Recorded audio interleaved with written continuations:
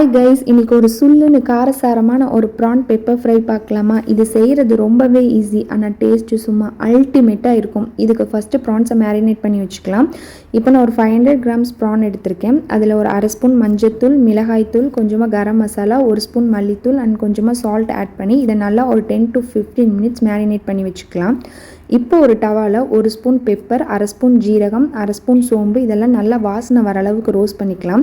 இதை ஒரு மிக்சி ஜாரில் சேர்த்து ஆறுனதுக்கப்புறமா பவுடர் பண்ணி வச்சுக்கலாம். அதே டவாவில் ஒரு 4 ஸ்பூன் தேங்காய் எண்ணெய் சேர்த்து ஒரு ஸ்லிட் பண்ண பச்சை மிளகா, கொஞ்சமாக கருவேப்பிலை, ஒரு ஆனியனை ஸ்லைஸ் பண்ணி சேர்த்துக்கிறேன். இந்த ரெசிபிக்கு தேங்காய் எண்ணெய் இல்லை நல்லெண்ணெய் யூஸ் பண்ணுங்கள், அதுதான் டேஸ்ட்டு சும்மா சூப்பராக இருக்கும். ஆனியன் நல்லா வதங்கி வரட்டும். Once onion golden brown colour ஆனதுக்கப்புறமா நம்ம மேரினேட் பண்ணி வச்சுருக்க ப்ரான்ஸை இது கூட ஆட் பண்ணி அதையும் சேர்த்து வதக்கிக்கலாம். இது கூட ஒரு ஸ்பூன் இஞ்சி பூண்டு பேஸ்ட்டு சேர்த்து இஞ்சி பூண்டோட பச்சை வாசனை போகிற அளவுக்கு வதக்கி விட்டுலாம்.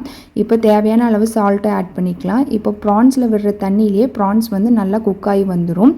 ஒன்ஸ் ப்ரானில் இருக்கிற தண்ணியெல்லாம் வற்றினதுக்கப்புறமா நம்ம ரெடி பண்ணி வச்சுருக்கிற பெப்பர் பவுடரை ஆட் பண்ணிக்கலாம்.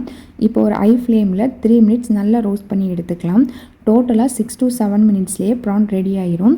ஓவர் குக் பண்ணிங்கன்னா ரப்பர் மாதிரி ஆயிரும். கடைசியாக கொஞ்சமாக கொத்தமல்லி தூவி சர்வ் பண்ணிக்கலாம். இப்போ சூப்பரான ப்ரான் பெப்பர் ஃப்ரை ரெடி ஆயிடுச்சு. இந்த ரெசிபியை ட்ரை பண்ணிவிட்டு கண்டிப்பாக எப்படி இருந்துச்சுன்னு சொல்லுங்கள். இந்த மாதிரி எம்மியான ரெசிபிக்கு நம்ம பேஜை ஃபாலோ பண்ணிக்கோங்க.